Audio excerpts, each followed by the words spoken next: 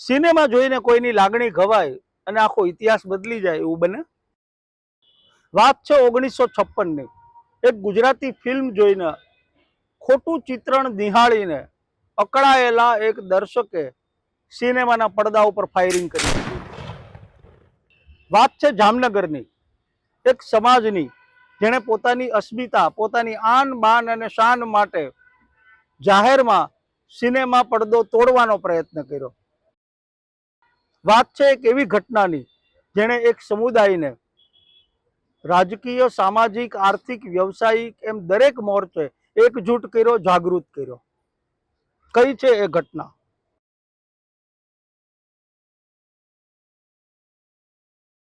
નમસ્કાર, નોલેજ કાફેમાં આપનું સ્વાગત છે. હું છું દૈવત ત્રિવેદી.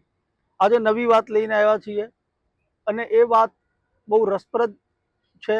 દરેક વાતની માફક આ પણ તમારા માટે, જેટલા પણ દર્શકો છે એમના માટે આશ્ચર્યકારક જ હશે. અત્યારે ફિલ્મ છાવા છેલ્લા ઘણા સમયથી લોકપ્રિય છે, સુપરહિટ નીવડી છે. સંભાજી મહારાજના જીવન વિશેની એ ફિલ્મમાં સંભાજી પર થતા અત્યાચારો જોઈને અસંખ્ય લોકોને લાગી આવે છે અને એ અકળાયેલા દર્શકો સિનેમાઘરોમાં તોડફોડ કરતા હોય છે. પણ આપણને પ્રશ્ન થાય કે આવું કંઈ થોડા કોઈ કરે સિનેમા જોઈને, પણ આ વાસ્તવિકતા છે અને આજકાલની નથી. એવો જ એક કિસ્સો હું કહેવા માંગુ છું. જે વાત છે 1956ની અને આપણા ગુજરાતની જ વાત છે. ગુજરાતનું જામનગર શહેર. જામનગર શહેરમાં અનુપમ સિનેમા, અનુપમ અને અપ્સરા એ બંને બાજુમાં એક જ દિવાલ ઉપર આવેલા સિનેમાગૃહ. બાજુમાં જ એક ત્રીજું સિનેમાગૃહ છે, દિગ્વિજય ટોકીઝ, જે કદાચ હવે બંધ થઈ ગયું છે. અનુપમ અને અપ્સરાની અત્યારની સ્ટેટસ શું છે મને ખ્યાલ નથી, પણ એક સમયે જામનગરના આ બંને બહુ મોખરાના સિનેમા ગણાતા. બહાર મસ્ત માહોલ જામે. દરેક સિનેમાગૃહની બહાર હોય એમ ચાની લારીઓ, પાનના ગલ્લાઓ, રેસ્ટોરન્ટ, ખૂમચાવાળા, અને બેવ સિનેમામાં જ્યારે સુપરહિટ ફિલ્મ લાગેલી હોય ત્યારે તો બહાર આખું મેળાવડ જેવું માહોલ થઈ જાય. આજે પણ એવો એક માહોલ છે. પણ આજે જે દર્શકો છે એ ગ્રામ્ય વિસ્તારના જાજા છે. એમનો પહેરવેશ જોવા જેવો છે. પોળી ફાળના ચોયણા, માથા ઉપર ફેટો, સાંકડા કેડિયા, હાથમાં લાકડી. ગામડામાંથી આવેલા દર્શકોને અહીંયા આજે લાવનારું કારણ છે આજની ફિલ્મ રા નવઘણ. 1956ની વાત છે. રા નવઘણ ફિલ્મ ત્યારે નવી ગુજરાતી સિનેમા હજી ભાખોડિયા ભરતું હતું અને હિન્દી સિનેમા હજુ પણ સેટ થવા મથતું હતું, એવા સમયની વાત. અને ત્યારે ડબલ્યુ ગરચર નામના નિર્માતાએ રા નવઘણ ફિલ્મનું નિર્માણ કર્યું, જેમાં આશાલતા, દલપતરામ જેવા કલાકારો હતા, જેના નામ પણ આજે તો બધાને અજાણ્યા લાગે. એ રા નવઘણ ફિલ્મ જોવા માટે આ દર્શકો ઉમટી પડ્યા. હવે રા નવઘણની વાત આમ તો બહુ જાણીતી છે. ગુજરાતનું બહુ જ વીર પાત્ર છે અને ગુજરાતીઓ એ પાત્ર સાથે જોડાયેલા છે. જુનાગઢના રા હતા, જુનાગઢના રાજા માટે રા શબ્દ વપરાય છે.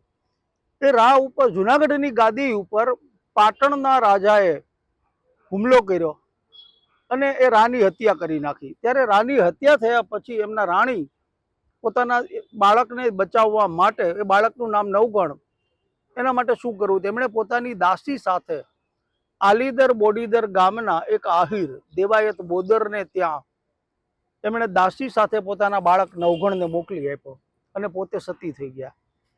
દેવાયત બોદરે નવઘણને જુનાગઢની અસ્ક્યામત ગણીને ઉછેર્યો પોતાના જ સંતાનોની સાથે. એમને બે સંતાનો હતા.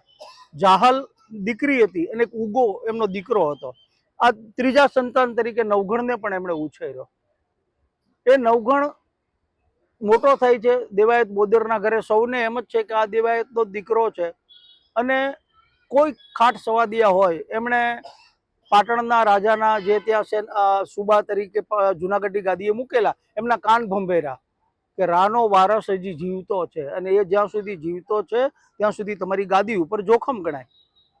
અને એ દેવાયત બોદરને ત્યાં આશરો લઈ રહ્યો છે. કચેરીએ ફરમાન છોડ્યા, દેવાયત બોદરને હાજર કર્યા અને કીધું કે તમારે ત્યાં રાજનો દુશ્મન, રાનો છેલ્લો વારસ તમારે ત્યાં આશરો લે છે એવું અમને જાણવા મળ્યું. દેવાયત બોદર બહુ જ ચતુર માણસ હતા. જેટલા વીર હતા એટલા જ ચબરાક પણ ખરા. એમણે એક જ ઝાટકે ચહેરાની એક રેખા પણ બદલા વગર કીધું, હા છે ને, મારે ત્યાં જ છે. રાજના દુશ્મનને રાખવાની ભૂલ કરી તમે, આવી એની સજા જાણો છો? તો કે બિલકુલ, પણ ભૂલ નથી કરી. એ મોટો થાય એટલે હું જ તમારા હાથે સોંપવાનો હતો એમને.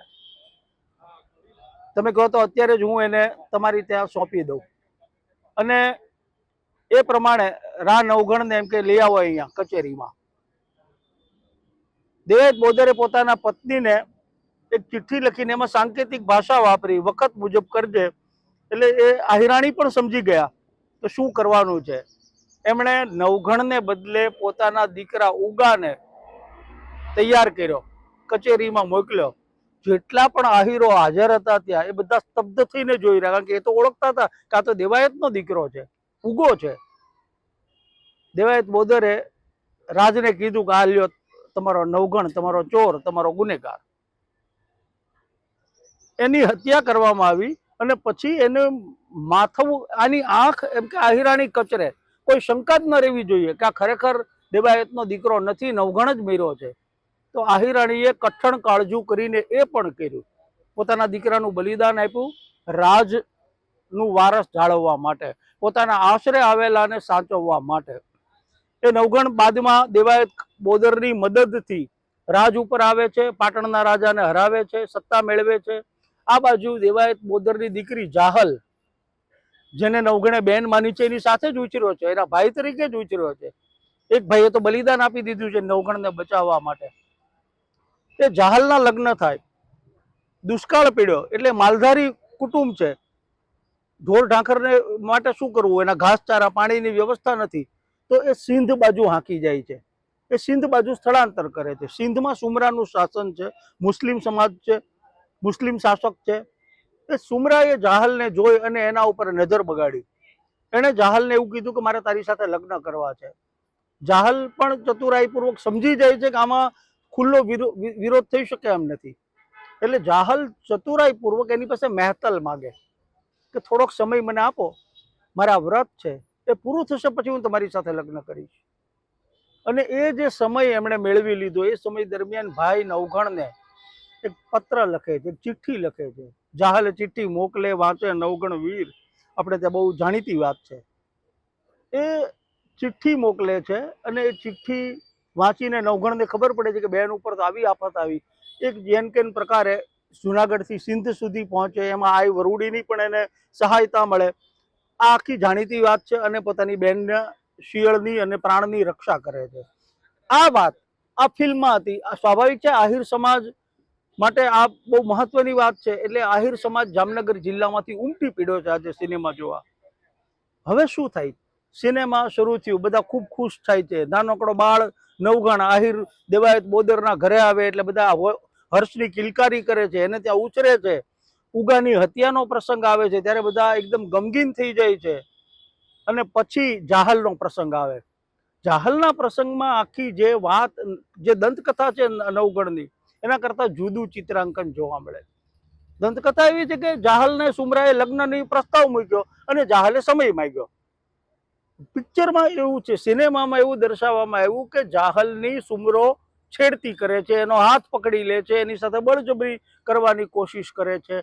આ જોઈને ઉપસ્થિત દર્શકો અકળાઈ ગયા કે આ તો સદંતર ખોટી વાત છે, અમારે દીકરીની આબરૂનો સવાલ છે, આવી ઘટના બની જ નથી, સિનેમામાં કેવી રીતે આવે? અને સિનેમામાં જો આવી રીતે રજૂ થાય છે, એનો જો વિરોધ નહીં કરીએ તો લોકો તો આને જ ઇતિહાસ માની બેસશે. આવું વિચારીને એક માણસે જે સિનેમા જોવા આવ્યા છે અને પોતાની પાસેની જોટાળી બંદૂકથી પડદા ઉપર ભડાકો કરી નાખ્યો. પડદા ઉપર 2 ફાયરિંગ કર્યા એમણે અને જોરથી ચીસો પાડી કે આ ઇતિહાસ ખોટો છે, અમારી સમાજની આમાં બદનામી થાય છે, અમારી દીકરીની બદનામી થાય છે, આ વાત જે બની જ નથી તમે દર્શાવી જ કેવી રીતે શકો? એ જે વ્યક્તિ હતા એમનું નામ રામભાઈ કાળાભાઈ માડમ. 1956ની વાત છે. એક નાનકડી ઘટના છે. સિનેમા ગૃહમાં પોતાના સમાજનું અણછાજતું ચિત્રણ થવાથી જેમણે થિયેટરમાં ભડાકા કરી દીધા, પણ એ ઘટનાના પડઘા, એ ફાયરિંગના પડઘા બહુ મોટા પડ્યા. શું પડ્યા? ત્યાં સુધી આઝાદી પછી એ વિસ્તારમાં આજે પણ આહિર સમાજનું વર્ચસ્વ છે. જામનગર અને દેવભૂમિ દ્વારકા જિલ્લો, આહિર સમુદાયની વસ્તી લગભગ 1.25 લાખ, કદાચ 2 લાખ પણ હોઈ શકે. એ સમાજ હજુ પછાત હતો, રાજકીય રીતે એટલો જાગૃત નહોતો, સામાજિક રીતે પણ એ પોતાના પરંપરાગત વ્યવસાયો સાથે જ પ્રવૃત્ત હતો.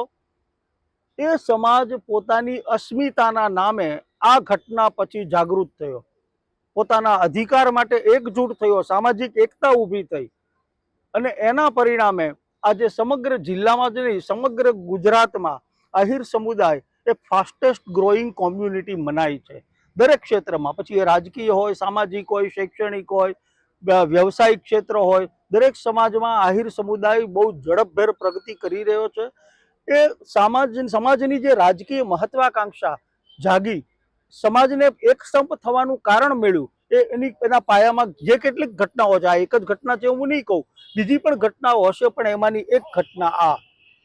અને એ રામભાઈ કાળાભાઈ માડમનો પરિવાર આજ સુધી જામનગર જિલ્લાના રાજકારણમાં પણ એટલો જ સક્રિય છે. રામભાઈ પછી એમના દીકરા ઘેલુભાઈ માડમ લાંબા સમય સુધી રાજનીતિમાં અને સમાજ સેવામાં સક્રિય રહ્યા.